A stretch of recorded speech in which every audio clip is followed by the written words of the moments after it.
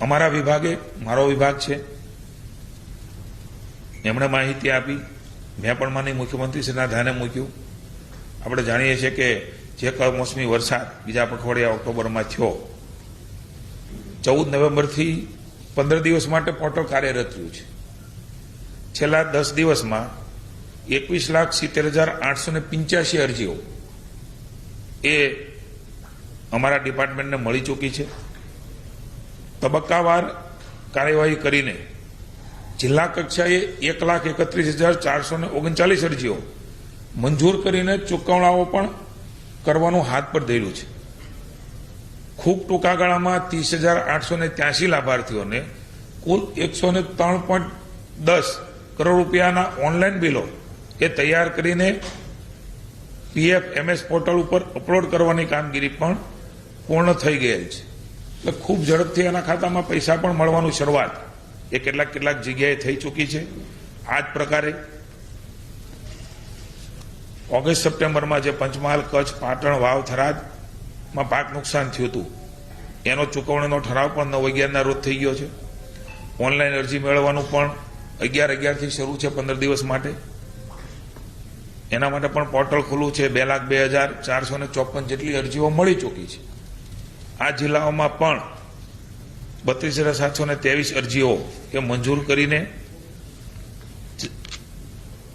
એના ચૂકવણાની પણ કાર્યવાહી એ શરૂ છે. ઓનલાઈન બિલો 6.62 લાખના બિલો પણ તૈયાર કરીને પોર્ટલ ઉપર અપલોડ કરવાની કામગીરી એ પણ શરૂ છે.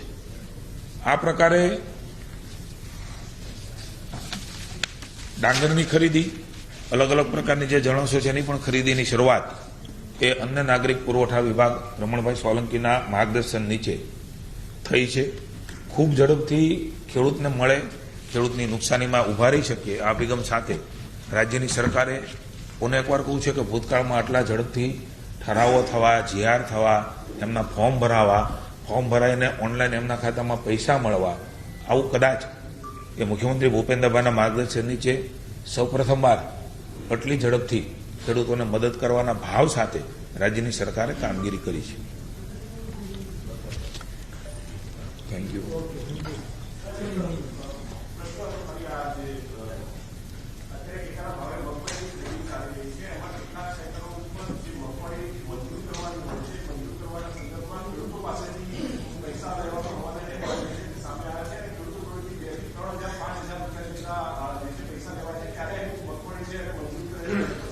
કોઈપણ સેન્ટર ઉપર સ્પેસિફિક આપ વાત કરો કે આ સેન્ટર ઉપર આવું થાય છે તો રાજ્યની સરકાર પગલાં પણ લે છે.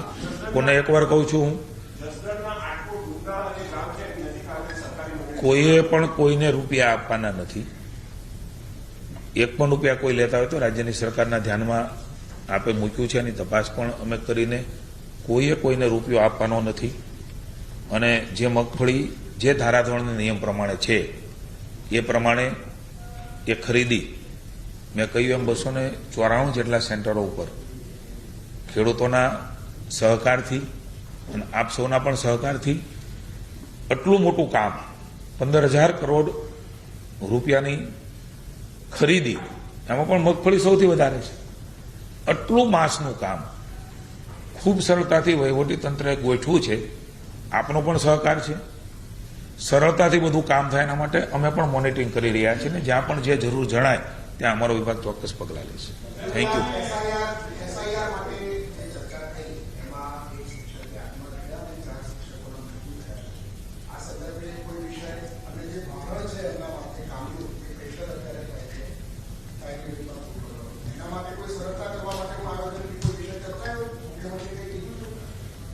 કોઈનું પણ મૃત્યુ થાય એ સ્વાભાવિક છે કે રાજ્ય સરકારને પણ અને આપને પણ અને કોઈના પણ સ્વજનને જે કાંઈ એ પ્રકારના મૃત્યુ થાય છે એના માટે હંમેશા સંવેદના અને અમે દુઃખ વ્યક્ત કરીએ છીએ સરકાર તરીકે.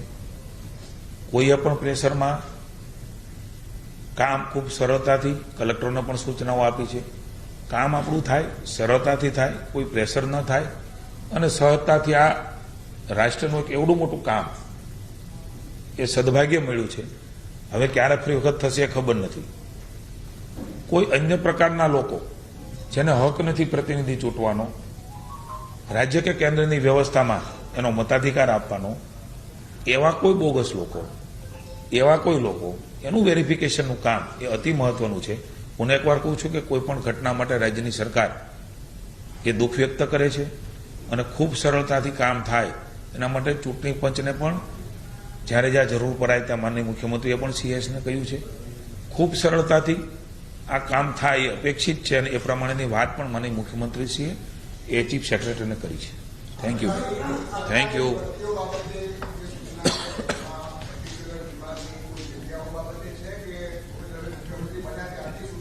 ના ના ના ના ના મારે આપની વાતને ખંડન એટલા માટે કરવું જોઈએ કે હમણાં જ અમે જે પ્રકારે નોકરી જેમને લાગી છે એના પત્રક એનાયત કર્યા. મારે રાજ્યના યુવાનોને જણાવવું છે, રાજ્યની જનતાને જણાવવું છે, બહુ લાંબા ભૂતકાળમાં જવાની જરૂર નથી. આપ સૌ પત્રકાર મિત્રો છો. પ્રામાણિકતાથી ભરતીની શરૂઆત સરકારી નોકરીમાં માનનીય મુખ્યમંત્રી નરેન્દ્રભાઈ હતા ત્યારે શરૂઆત કરી. એ પરંપરા આજ દિન સુધી શરૂ છે. બાકી મામા માસીનાની ભરતીઓ, મારા સગા હોય તો એમની ભરતીઓ હું પદમાં બેઠો તો થઈ જતી, એ બંધ થઈ છે. જેને મળવા પાત્ર છે, જેની કુશળતા છે, ક્ષમતા છે, કોમ્પિટિટિવ એક્ઝામમાં પાસ થાય છે, એ પ્રકારની એક્ઝામો લેવાની શરૂઆત કરી છે. અને એ પ્રકારે નોકરીઓ પણ, લાખો નોકરીઓ એ અપાઈ ચૂકી છે. ને ભવિષ્યમાં પણ એ પોલીસ વિભાગ હોય કે અન્ય કર્મચારીઓ, એ બધાની ભરતીઓની પ્રક્રિયા એ સતત ચાલતી પ્રક્રિયા છે, એ પણ થઈ રહી છે. પણ ખાસ કરીને મહેકમ મંજૂર છે. એ મહેકમમાં ભરતીઓ અલગ અલગ વિભાગ કરતો, અલગ અલગ ગૌણ સેવા પસંદગી મંડળ હોય, પીએસસી હોય, આ બધામાં એક પ્રક્રિયા છે. એ પ્રક્રિયા ઝડપથી થાય, ઝડપથી જાહેરાત થાય, ઝડપથી એક્ઝામ લેવાય અને ભરતી થાય, આવી સૂચના માનનીય મુખ્યમંત્રી છે.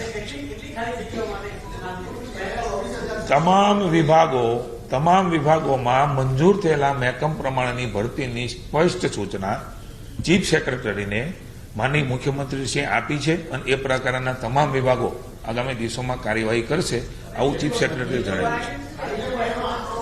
મળી જશે, આપને મળી જશે. આ કાંઈ મારે આપને બધી જ વિગતો આપને મળી જશે. અને આપને જણાવું કે મહેકમ મંજૂર થયેલું મહેકમ એ કોઈ ખાનગી નથી. મંજૂર થયેલું મહેકમ એ ઓપન હોય છે, આપણા પણ એ ધ્યાનમાં હોય છે. આપ અહીંથી પણ તમને મળી જશે, વિભાગોમાંથી પણ મળી જશે, ઓનલાઈન સરકારમાંથી પણ મળી જશે. એટલે આમાં કોઈ ખાનગી છુપાવવાનો વિષય નથી. Thank you. Thank you.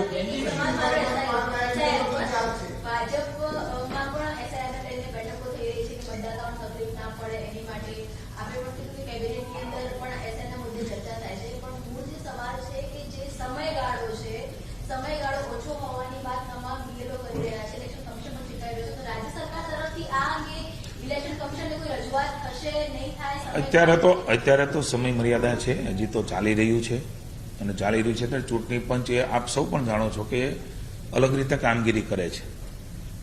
એટલે એ પ્રકારે જ્યાં જરૂર જણાય ત્યાં ચૂંટણી પંચે સ્વાયત્ત છે. પણ હજી તો એ કાર્યવાહી શરૂ છે, હજી તો એ દિવસો શરૂ છે, હજી તો એ ફોર્મ ભરાવાનું શરૂ છે. એ ફોર્મ ભરાઈ જશે આવું સંપૂર્ણ શ્રદ્ધા છે. એ પછીનો વિષય આવે કે પછી શું થાય. પણ અત્યારે માની BL સંતોષજી, અમારા રાષ્ટ્રીય મહામંત્રી, એ ખાસ અમારા સંગઠનની બેઠકો લઈને, અને મને આનંદ છે કે ભારતીય જનતા પાર્ટી જગદીશભાઈ વિશ્વકર્માના નેતૃત્વમાં આ કામ અન્ય કોઈ સંગઠન નથી કરતું, અન્ય કોઈ પોલિટિકલ પાર્ટી નથી કરતું. ભારતીય જનતા પાર્ટી પણ આ પ્રકારના લોક ઉપયોગી અને જે આપણું લોકશાહીનું સૌથી મોટું કામ છે મતાધિકારનું, એનું વેરિફિકેશનનું કામ એ રાષ્ટ્રનું કામ છે. રાષ્ટ્ર વિરોધી તત્વોએ ભારતમાં ઘૂસીને, ગુજરાતમાં ઘૂસીને અરાજકતા ફેલાવતા હોય, એનો ભોગ સામાન્ય જનતા બનતી હોય, એવા વખતે ભારતીય જનતા પાર્ટીનું સંગઠનનું, મંત્રીઓનું જોડાવું, સંગઠનને સાથે રહેવું. હું તો કહું છું કેમ કોઈ પક્ષો નથી આવતા. માત્ર વાત કરવી, ટીકા કરવી, ચર્ચા કરવી, એના બદલે આપણું કામ છે, સૌનું કામ છે. અને ભારતનું એક મજબૂત તંત્ર બનાવવા માટેનું મહત્વનું કામ છે. એવા વખતે સૌએ જોડાવવું જોઈએ. ભારતીય જનતા પાર્ટીના કાર્યકર્તાઓને જગદીશભાઈ વિશ્વકર્માએ સૂચનાઓ આપી છે. હું પાર્ટીના અધ્યક્ષનો આભાર માનું છું કે આ ચૂંટણીપંચના ભગીરથ કાર્યની અંદર ભાજપ જોડાણું છે. Thank you.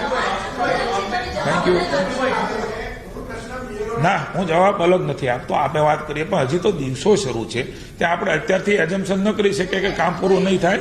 જ્યારે કામ ન થાય ત્યારે ચૂંટણી પંચને પાર્ટી તરીકે હું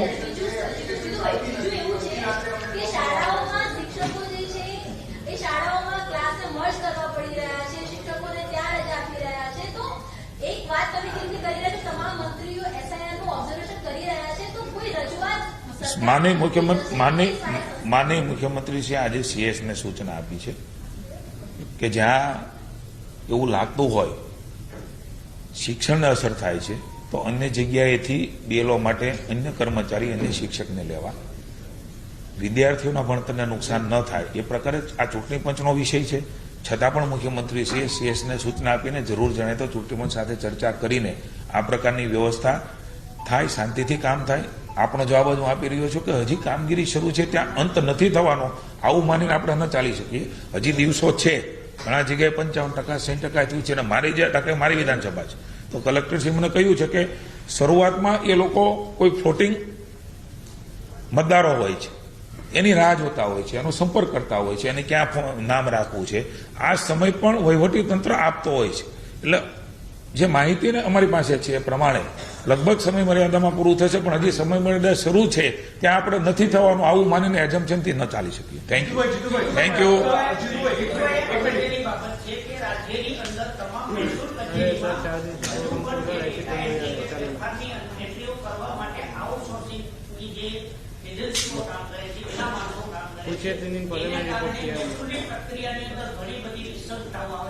જેમ કે અમારે જે સર્વે કર્યો અને સર્વેની કેટલી સમસ્યા છે એનું કારણ પાયામાં તો કારણ એ હતું કે ડેટા એન્ટ્રી કરનાર છે એ બધી જ ખાનગી એજન્સીઓ હતી. આજે પણ આઉટસોર્સિંગ છે ને આ સંપત્તિ અને આર્થિક બાબતો હોય તો એના માટે કાયમી ચોકસાઈપૂર્વક રાજ્ય સરકાર એમનું ધ્યાન રાખી જ રહી છે. મહત્વની કોઈ બાબત હોય એ પ્રકારે ન થાય. આપણે મારું ધ્યાન દોર્યું છે, હું વિભાગમાં વાત કરીશ. Thank you. आपने बोला कि आपका डिपार्टमेंट जो है पूरा मॉनिटर कर रहा है लीव पैकेज के रिलेटेड. आपने अभी तक कितने ऐसे ऑफिशियल्स है BC के जिनके खिलाफ कोई आइडेंटिफिकेशन किए, क्योंकि ऐसे वीडियोस भी आए थे जहां पर उन्होंने किसानों से पैसे लिए हैं. तो आपने अभी तक कितने ऐसे ऑफिशियल्स है जिनको आइडेंटिफाई किया? जहां भी फरियाद आई है वहां एक्शन लिया है. कितने ऐसे? Thank you. जहां से आई है, एक की आई थी, एक में एक्शन लिया. Thank you. आपके अगर कोई ध्यान में तो हमें बताइए. Thank you. लाइट बंद हो जाती है तो आपको बताना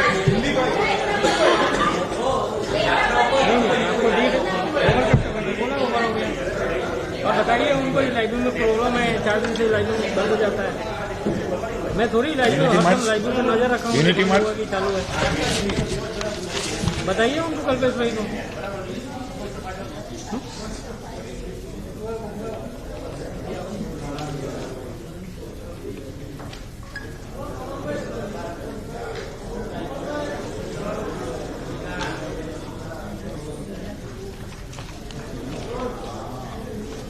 मंत्रिमंडल की बैठक में विभिन्न विषयों पे माननीय मुख्यमंत्री ने मार्गदर्शन दिया. मंजूर हुआ जो भी महकम है उसकी भर्ती की जाए. माननीय वड़ा प्रधान श्री को विशेष रूप से अयोध्या में आज जिस तरह से धर्मध्वज हम सब देख रहे हैं कि एक हमारी आस्था और श्रद्धा का केंद्र उसके कर कमलों से मोहन भागवत जी से उपस्थिति में हुआ है. हमारे यहाँ महाकाली मंदिर पावागढ़ 500-600 बरस के बाद आस्था और श्रद्धा का केंद्र का ये धर्मध्वज फरकना वो अपने आप में बहुत बड़ी बात है. माननीय मुख्यमंत्री ने, मंत्रिमंडल ने माननीय प्रधानमंत्री जी को धन्यवाद दिया है और आभार भी प्रकट किया है गुजरात की जनता की ओर से कि ऐसा एक बहुत बड़ा युगों से न किया हुआ काम माननीय वड़ा प्रधान जी ने किया है.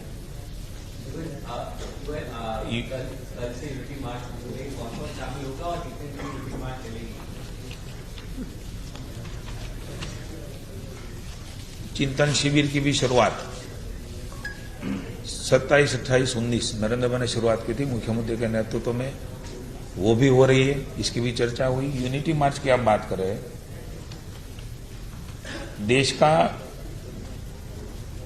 नायब बड़ा प्रधान हमारे लोखंडी महापुरुष सरदार वल्लभ भाई पटेल की 150वीं जन्म जयंती सेलिब्रेशन हो रही है। यूनिटी मार्च क्रमशः सरदार वल्लभ भाई पटेल की कर्मस्थली से कल से शुरू होगी।